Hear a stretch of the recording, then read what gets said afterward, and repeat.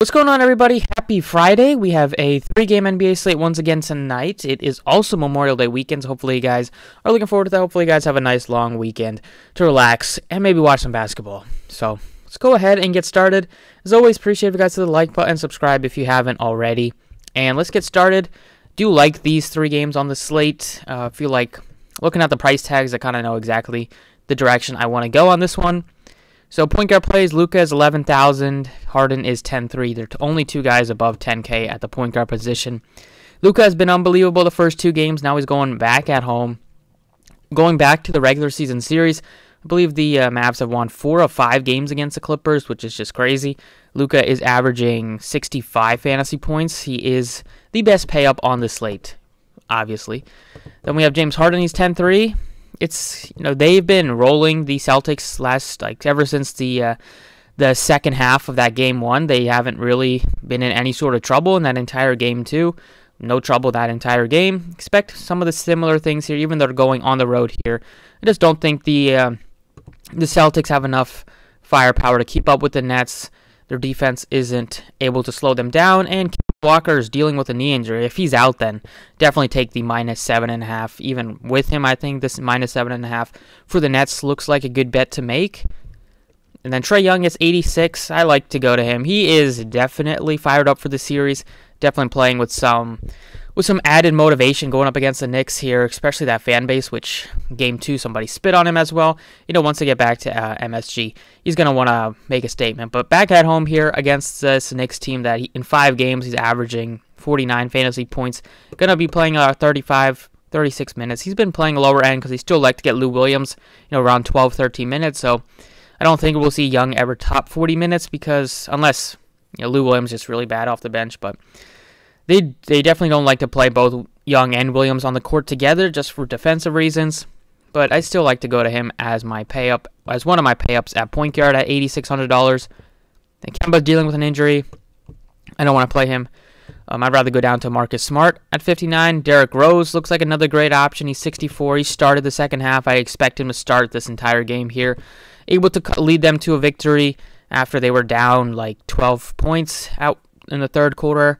Against the Hawks, the Hawks just got ice cold in that third quarter. Even in the fourth, the Knicks really turned up their defense, and the Hawks were just missing some easy shots, especially DeAndre Hunter. But Derrick Rose, very easy to get to at 64. He's super nicely priced, and we know Tibbs is going to play him like 40 minutes tonight.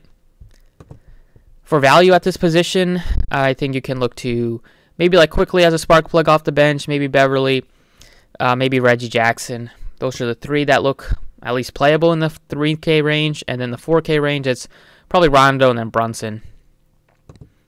At shooting guard, Paul George. DraftKings continues to not price Paul George and Kawhi Leonard up. They're both very nicely priced. They're both going to play 40-plus minutes.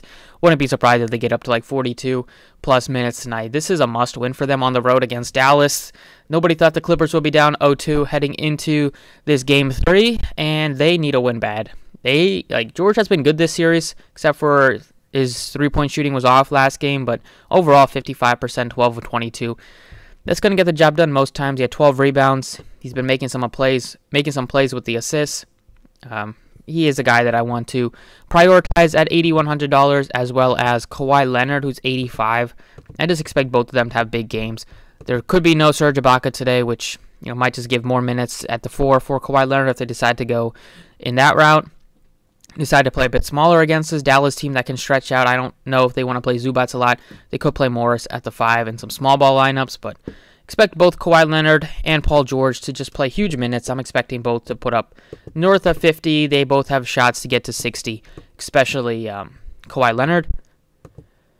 But back at shooting guard, Marcus Smart also looks great. Evan Fournier, if there is no Kemba Walker, is going to have to take a big step up on the offensive end. And then Tim Hardaway has just been playing great ever since he got back. He got demoted back to the bench, and then once they brought him back into the starting lineup, he's just been red hot from distance. He's been making some good plays, get some assists.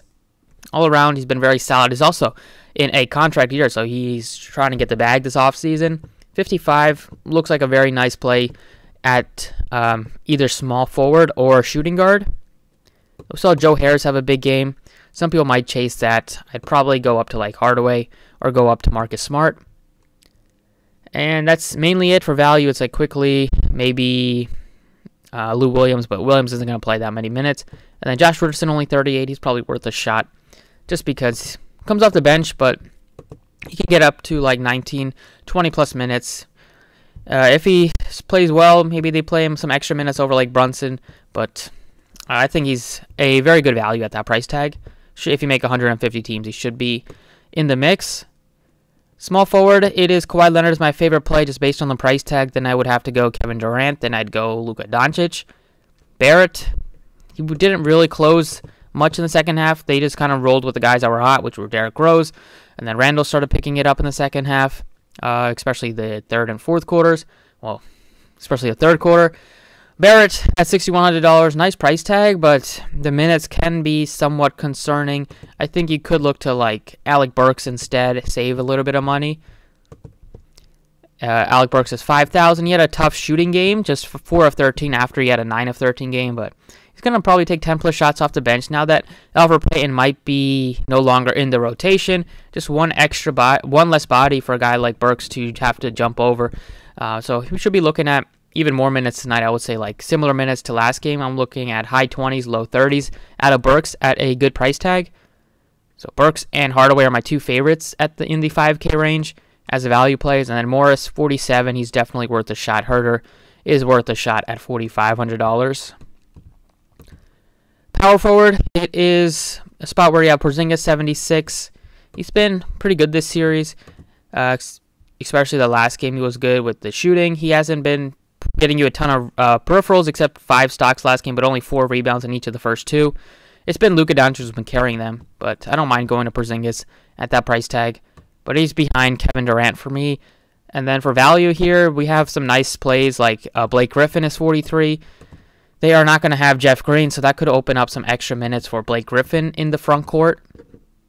And then I do like going to like Maxi Kleber if he plays, or even Taj Gibson, who's $3,800, but he's been playing well for them. He got up to 30 minutes last game after playing 24 in the first game. He's been great with the offensive rebounds and getting some putbacks, and he's always been a good defensive player. So I don't mind going to him. They played him some extra minutes over Nerlens Noel last game. That could happen again today if Noel is still banged up a bit, still not 100%, or if they just decide to roll with Gibson because he gives them a little bit more of an offensive, and it gives them a little bit more like playmaking on the offensive end, and still not losing too much going from Noel to Gibson except for the shot blocking.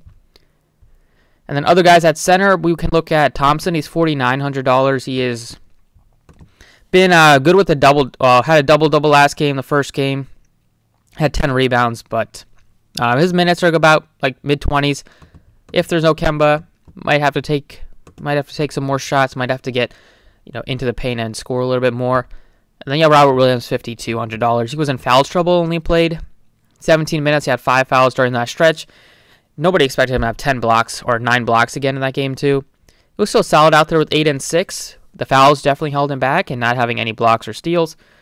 I would go back to him if you felt confident.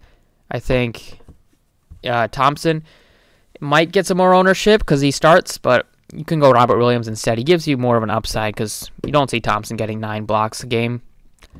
And then I wouldn't want to go all the way up to Randall, I don't think. Collins was in huge foul trouble. He only played 14 minutes. He had 5 fouls during that stretch. Really bad performance out of Collins. Couldn't stay out there on the court. And then the last play I would have here at the forward position, a couple of different ways to go. If you wanted to go cheap for like an Alec Burks, that makes some sense. You can go with, actually at the utility spot, I do like to get to Marcus Smart. It's $5,900, especially if Kemba is not out there. He's just going to have to handle the ball more, get some more assist opportunities. And he's been making some plays. He's their best defender. So he's going to be out there for big minutes as long as this game doesn't go out of hand very quickly. And that's it for DraftKings. Let's jump over to FanDuel. All right, on FanDuel here, point guard place, we have Luka Doncic. He's 10-5. He is $1,500 more expensive than Trey Young, $1,700 more expensive than Kyrie Irving. He's deserving of that price tag. I do expect the Clippers to come out and win this game, so I want to focus on the Clippers a little bit more, but Luka makes sense if you wanted to stack that game up. These games have been high scoring between these two teams. I would expect more of the same tonight. And then you have Derrick Rose at 65. I like Trey Young still at 9,000. And that's it. If Kemba plays, he looks good. But if he's going to be limited or bothered by that injury, I'd rather go down to like Derrick Rose, 65. He's going to play huge minutes, and he's just really affordable at $6,500 now that he's going to start. At shooting guard, I like Paul George, Smart. They both look great. Hardaway even, $5,700 just for the amount of time he's going to be out there on the court. Hardaway, I like him more than Burks and Kevin Huerter. And then you can go Brunson as a DPP play, and you can maybe go to like Quickly as a definitely a dart throw. But I'm going Paul George, not $8,800. Small forward, Kawhi Leonard and Kevin Durant, both similarly priced. I prefer Kawhi a little bit more, but I do expect, just because I expect that game to be closer and Kawhi to have to play more minutes, I do think the Nets will take care of business, especially if Kemba is out. But if Kemba is out, somebody else is going to have to step up. That might be Evan Fournier, $5,500 for him. He's nicely priced. He's going to have to step up and become that like second option if there's no Kemba. Even with Kemba, he's going to have to step up and make some shots and score a little bit. So don't mind going him at 55. Just with, we have RJ Barrett at 63. He could be looking at under 30 minutes. And then you have Gallo, DeAndre Hunter, both value plays I don't mind getting to. Hunter was very bad in that fourth quarter, but he made some shots in the first quarter, so he just has to make some shots. Hopefully he still has confidence in him, because that fourth quarter that he played was pretty bad.